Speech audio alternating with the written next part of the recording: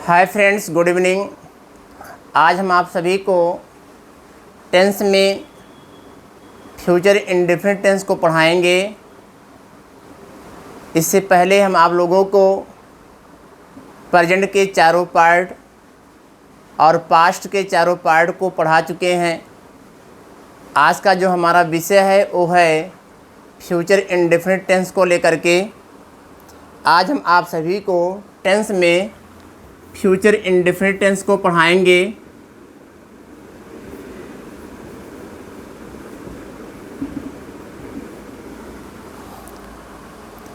Future indefinite tense 9वें स्थान पे आता है।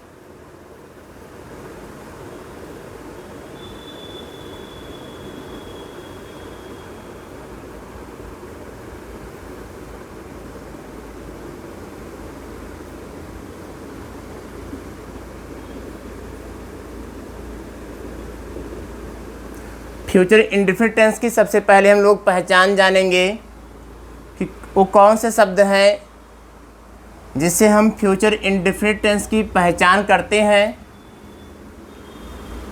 तो पहचान में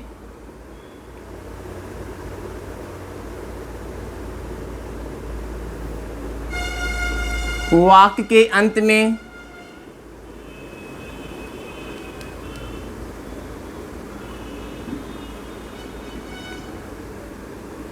वाक्य के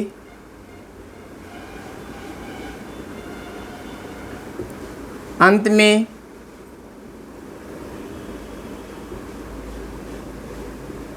गा गे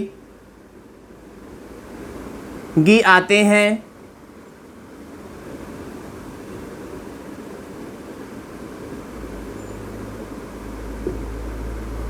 फ्यूचर इंडेफिनिट टेंस की पहचान है कि वाक्य के अंत में गा गे गी आते हैं। ये हमें 3 शब्द पे ध्यान देना है। गा गे गी ये फ्यूचर इंडेफिनिट टेंस की पहचान है। अब हम सहायक क्रिया की बात करेंगे जिसको हम लोग कहते हैं हेल्पिंग वर्ब।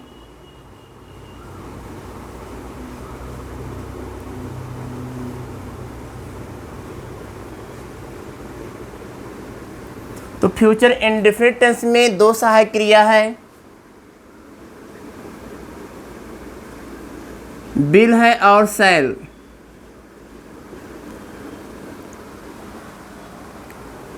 अब हमें ये देखना है कि शैल का प्रयोग किसके साथ करना है और विल का प्रयोग हम लोग किसके साथ करेंगे। तो यहाँ पे फ्यूचर इंडेफिनिट टेंस या फ्यूचर का कोई भी पार्ट हो, वहाँ पे हमें ये नहीं देखना है कि कर्ता हमारा सिंगुलर है कि प्लूरल, कर्ता हमारा एक वचन है कि बहुवचन। फ्यूचर में इसे नहीं देखा जाता है। फ्यूचर टेंस जब भी हम पढ़ेंगे, चाहे वो फ्यूचर इंडेफिनिट हो या फ्यूचर का कोई भी पार्ट हो, उसमें हम लोग ये देखते हैं कि पर्सन कौन सा है। तो जैसे पर्सन जो है 3 तरीके के होते हैं। फर्स्ट पर्सन प्रोनाउन के साथ हम लोग शैल का प्रयोग करते हैं। कहने का मतलब कि फर्स्ट पर्सन प्रोनाउन हमारा आई और वी है, तो शैल का यूज हम लोग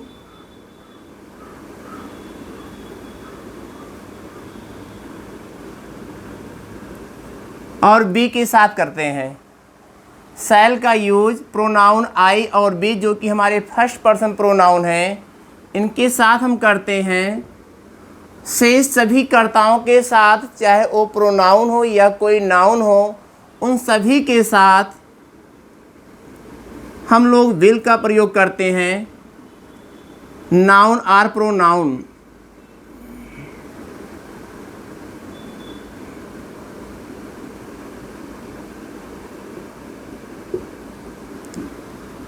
चाहे कोई भी नाउन आए, एक वचन हो या बहुवचन हो या कोई भी प्रोनाउन आए, उन सभी के साथ हम लोग फ्यूचर में विल का प्रयोग करते हैं। अब मुख्य क्रिया जिसको हम कहते हैं मेन वर्ब,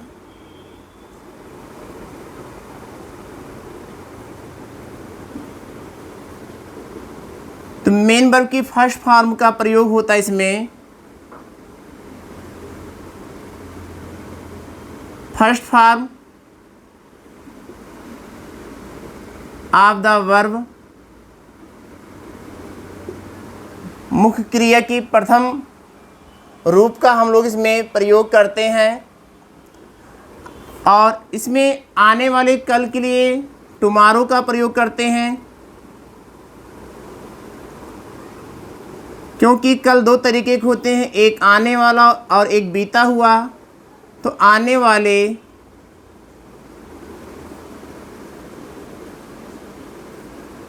कल के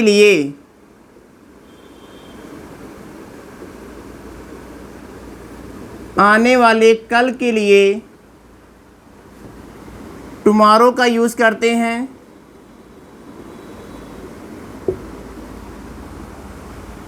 अब हम लोग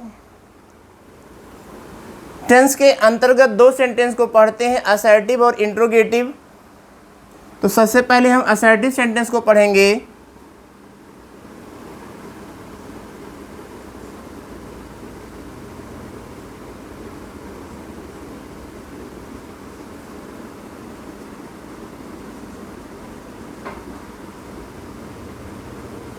और असर्टिव सेंटेंस दो तरीके का होता है। असर्टिव सेंटेंस या तो हमारा अफर्मेटिव में होगा या नेगेटिव में होगा। तो चलिए इसके हम पैटर्न को बनाते हैं। इसका पैटर्न होगा कि सबसे पहले हम लोग लिखते हैं सब्जेक्ट,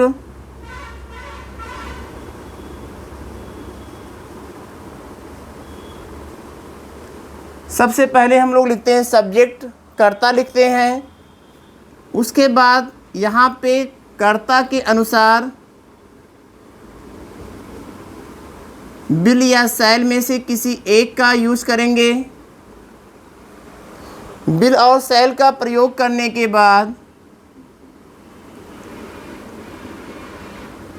क्रिया की फर्स्ट फॉर्म, उसके बाद अदर वर्ड, OW से अदर वर्ड होता है। अदर वर्ड का यूज़ कर लेने के बाद वाक्य के अंत में एक फुल स्टॉप लगाते हैं। इसी के पैटर्न पर, इसी आधार पर हम लोग ट्रांसलेशन करना सीखते हैं। तो चलिए इसको हम एग्जाम्पल से, एक एग्जाम्पल के माध्यम से इसको समझेंगे कि फ्यूचर इंडेफिनिट टेंस के वाक्य अगर आते हैं तो उनका ट्रांसलेशन हम किस तरीके से करेंगे। जैसे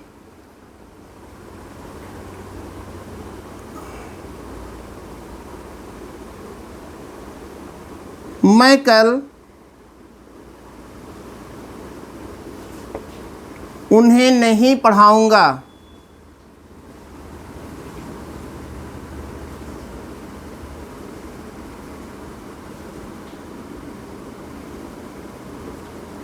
सेंटेंस हमारा हिंदी का कि मैं कल उन्हें नहीं पढ़ाऊंगा।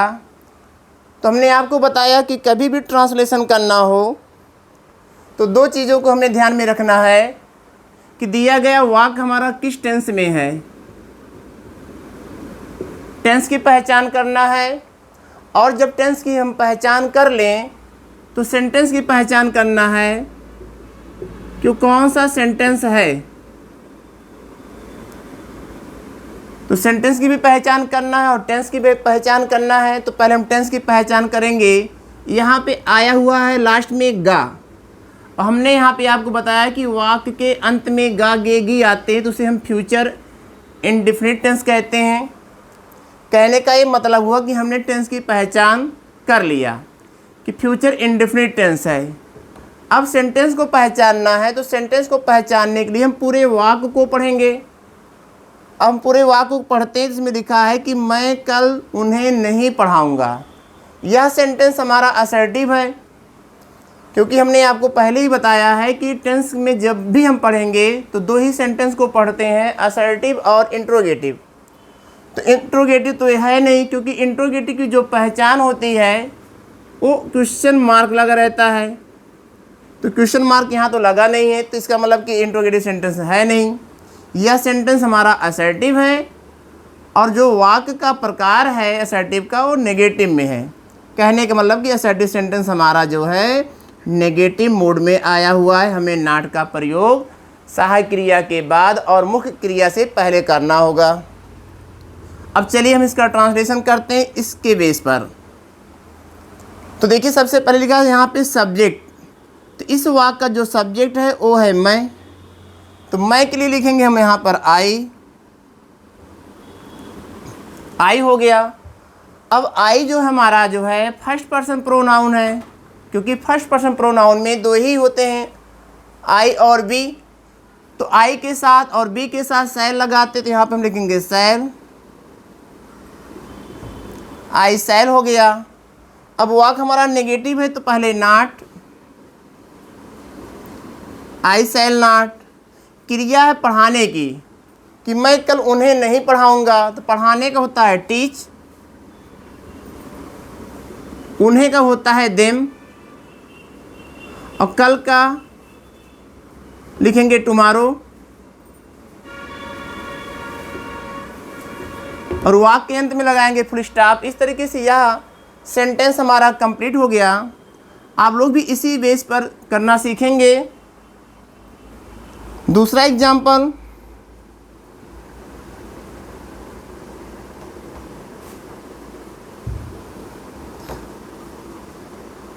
राम कल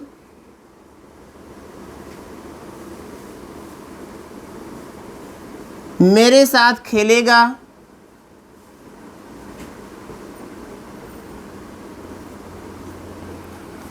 अगला एग्जाम्पल हमारा है राम कल मेरे साथ खेलेगा। अब इस वाक्य का जो करता है वो है राम। तो राम जो कि एक नाउन है, तो हमने यहाँ पे लिखेंगे राम। अब राम जो है थर्ड पर्सन प्रोनाउन है, तो हमने आपको बताया कि फर्स्ट पर्सन के साथ सैल का प्रयोग करते हैं, और फर्स्ट पर्सन प्रोनाउन हमारा आई और बी होता है। से सभी के साथ हम विल का प्रयोग करेंगे, तो लिखेंगे राम विल। अब वाक्य हमारा नेगेटिव है नहीं कि नॉट लगाएं, तो आगे बढ़ेंगे। क्रिया यहाँ पर खेलने की, तो खेलने का हो जाएगा play, Ram will play, Ram खेलेगा। मेरे साथ, साथ के लिए लिखेंगे विद। अब मेरे का हो जाएगा मी, विद मी, मेरे साथ खेलेगा। और यहाँ पर आया एक एडवर्ब कल, तो हमने आपको बताया कि आने वाले कल के लिए टुमारो का प्रयोग करेंगे, तो यहाँ लिखेंगे टुमारो और फुल स्टॉप लगा देंगे। यह सेंटेंस हमारा कंप्लीट हो गया। अगला एग्जाम्पल हम पढ़ेंगे,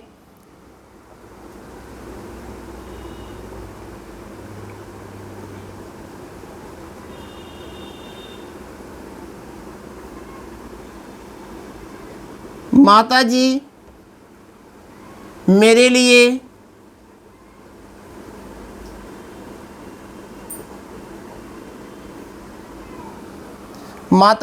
लिए एक घड़ी खरीदेंगी, एक घड़ी खरीदेंगी।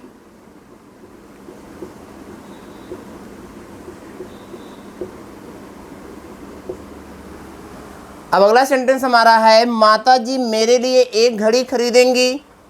अब हमें इस वाक्य का ट्रांसलेशन करना है, तो इस वाक्य का कर्ता हमारा है माता जी। तो माता जी के लिए हम लिखेंगे मदर, द मदर।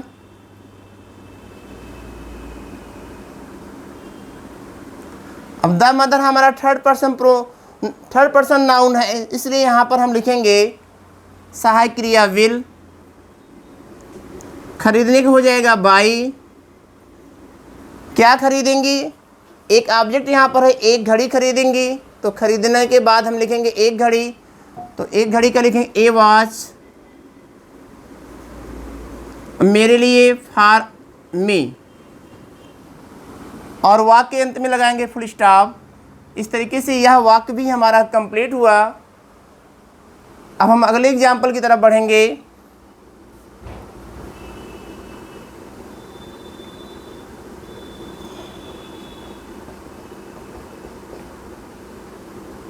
चपरासी कल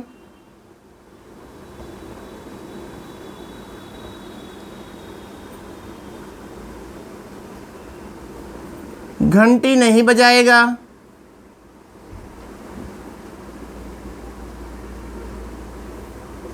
अगला सेंटेंस है चपरासी कल घंटी नहीं बजाएगा। अब इस वाक्य का सब्जेक्ट हमारा चपरासी है, तो जिसके लिए हम लोग लिखेंगे द पियोन। अब द प्यून के अनुसार लिखेंगे सहायक क्रिया विल, द प्यून विल। वाक हमारा नेगेटिव है, तो जब भी वाक नेगेटिव होगा तो सहायक क्रिया के बाद और मुख्य क्रिया से पहले नॉट, सहायक क्रिया के बाद और मुख्य क्रिया से पहले नॉट का प्रयोग करेंगे। तो द प्यून विल नॉट, बजाने का रिंग, क्या नहीं बजाएगा, घंटी, तो घंटी लिखेंगे द बेल। और इसमें एक एडवर्ब है, एडवर्ब ऑफ टाइम, जिसके लिए लिखेंगे हम टुमारो। फुल स्टॉप लगा देंगे। इस तरीके से यह ट्रांसलेशन हमारा कंप्लीट हुआ।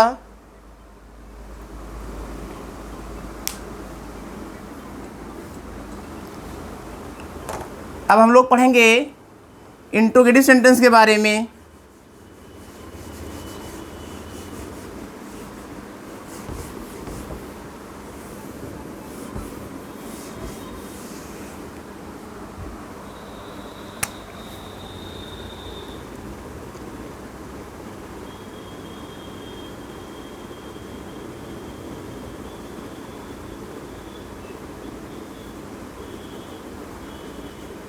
इंट्रोगेटिव सेंटेंस,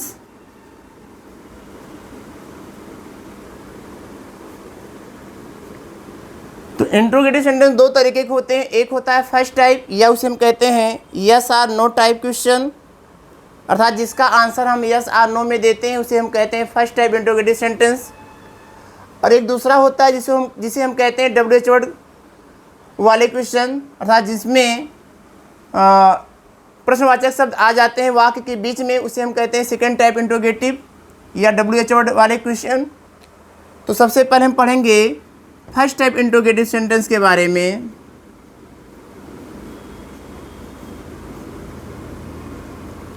और फर्स्ट टाइप इंट्रोगेटिव सेंटेंस की शुरुआत में हिंदी के वाक्य में उसकी जो शुरुआत होती है वो क्या से होती है।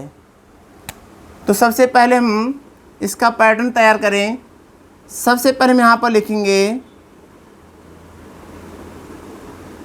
शैल या विल कर्ता के अनुसार, फिर हमारा कर्ता हो जाएगा सब्जेक्ट।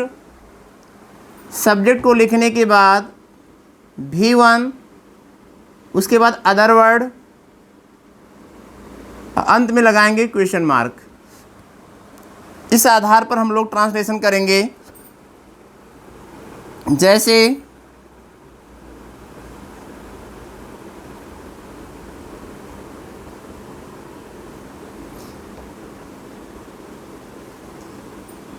क्या वह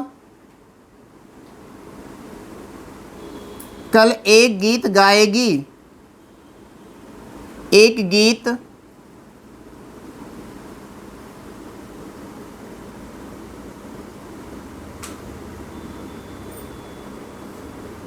हिंदी का वाक्य हमारा है क्या वह कल एक गीत गाएगी।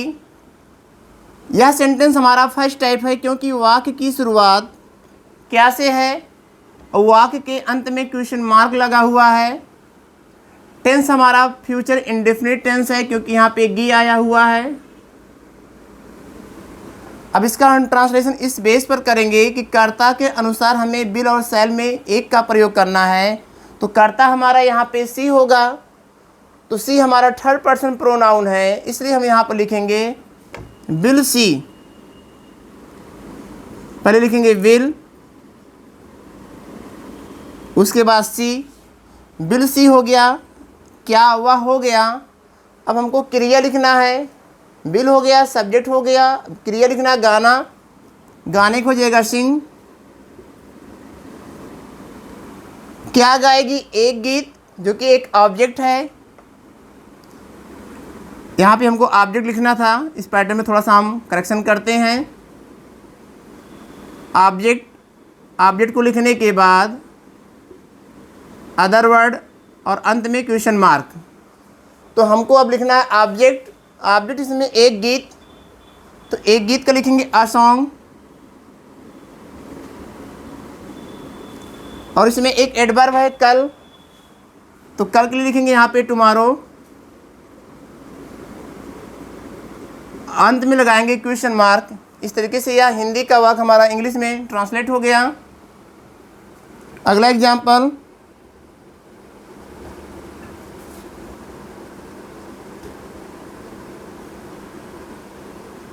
क्या तुम मुझे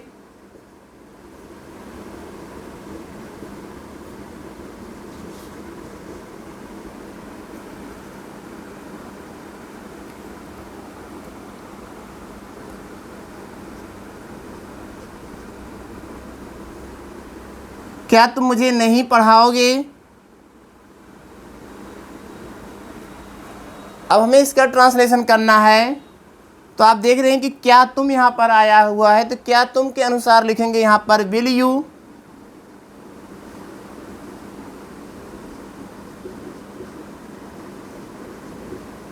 और फर्स्ट टाइप इंट्रोगेटिव का वाक्य नेगेटिव में है, तो चाहे फर्स्ट टाइप हो या सेकेंड टाइप।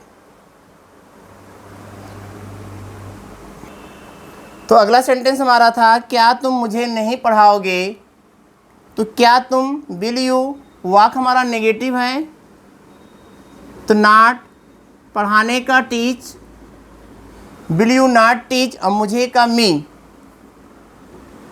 तो वाक्य के अंत में लगाएंगे क्वेश्चन मार्क। इस तरीके से यह सेंटेंस हमारा कंप्लीट हुआ। क्या तुम मुझे नहीं पढ़ाओगे, सॉरी पढ़ाओ गलत लिखा हुआ है, पढ़ाओगे।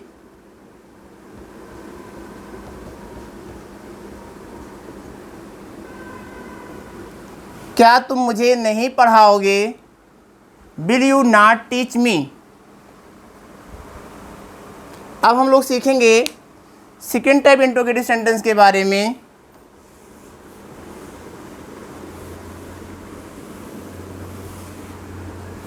अब देखिए फर्स्ट टाइप और सेकेंड टाइप में अंतर क्या होता है, पैटर्न में कुछ ज़्यादा नहीं अंतर है।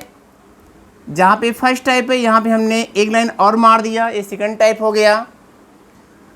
अब सेकेंड टाइप इंट्रोगेटिव सेंटेंस हम किसे कहते हैं, जब हिंदी के वाक्य के बीच में कब, कहाँ, क्यों, कैसे आदि प्रश्नवाचक शब्द आते हैं, तो उसे हम सेकेंड टाइप इंट्रोगेटिव सेंटेंस कहते हैं।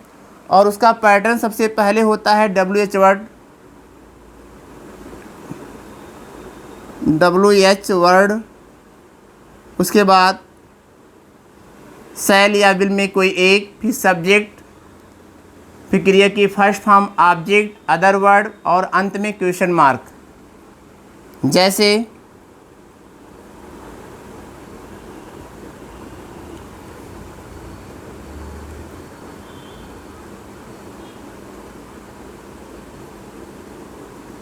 वह कल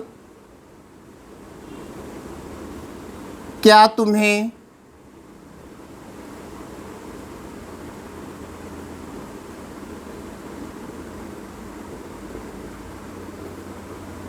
बुलाएगा। अगला हिंदी का सेंटेंस हमारा है वह कल क्या तुम्हें बुलाएगा। अब यह वाक्य हमारा सेकेंड टाइप इंट्रोगेटिव है, क्योंकि यहाँ पर क्वेश्चन मार्क लगा हुआ है, जिससे कि हमें पता लगता है कि सेंटेंस हमारा प्रश्नवाचक है और वाक्य के बीच में एक प्रश्नवाचक शब्द आया हुआ है क्या। तो ऐसे वाक्य का ट्रांसलेशन करते समय जो प्रश्नवाचक शब्द आया रहता है उसकी अंग्रेजी लिखते हैं सबसे पहले।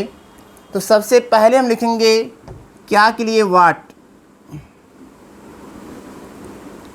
अब वाट हो गया, फिर कर्ता के अनुसार सहायक क्रिया, तो कर्ता हमारा यहाँ पे वह, तो वह के लिए हम लिखते हैं ही, तो ही के अनुसार लिखेंगे यहाँ पर हम विल ही। और बुलाने का यहाँ पर है क्रिया की फर्स्ट फॉर्म लिखेंगे बुलाने का काल। और तुम्हें ऑब्जेक्ट है, तो ऑब्जेक्ट के लिए हम यहाँ पे लिखेंगे तुम्हें के लिए यू, और कल का लिखेंगे टुमारो, और वाक्य के अंत में लगाएंगे क्वेश्चन मार्क। इस तरीके से यह सेंटेंस हमारा कंप्लीट हुआ। अगला एग्जाम्पल,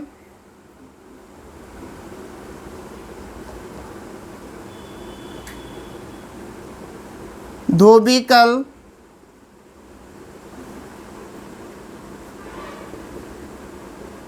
कपड़े क्यों नहीं धोएगा।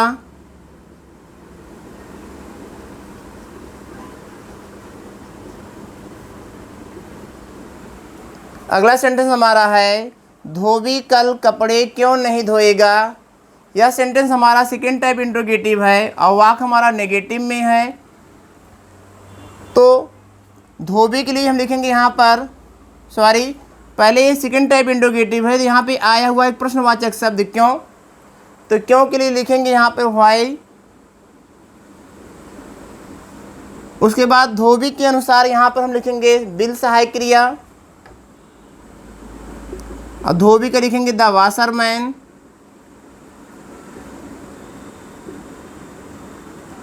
और वाक्य हमारा इंट्रोगेटिव है, तो हमने आपको बताया कि वाक्य चाहे फर्स्ट टाइप हो या सेकेंड टाइप, अगर इंट्रोगेटिव का है तो कर्ता के बाद और क्रिया से पहले नॉट, तो कर्ता के बाद और क्रिया से पहले नॉट का प्रयोग करेंगे। Not wash, why will the washerman not wash. कपड़े का लिखेंगे द क्लॉथ्स।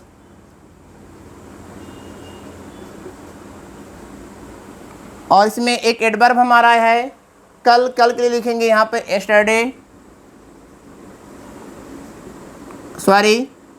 आने वाले कल के लिए हम लिखेंगे टुमारो। और वाक्य के अंत में लगाएंगे क्वेश्चन मार्क। इस तरीके से यह सेंटेंस भी हमारा कंप्लीट हुआ। एक और एग्जाम्पल हम समझेंगे सेकेंड टाइप इंट्रोगेटिव का।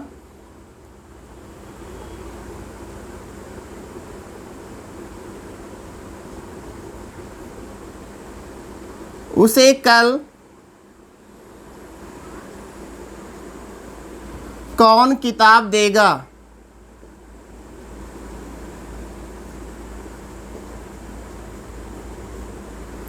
अगला सेंटेंस हमारा है उसे कल कौन किताब देगा। तो यहाँ पे प्रश्नवाचक शब्द आया हुआ है कौन। कौन के लिए लिखेंगे हम हु, और हु का प्रयोग करने के बाद तुरंत सहायक क्रिया विल। फिर यहाँ पे क्रिया है देने की, तो गिव हो जाएगा हु विल गिव।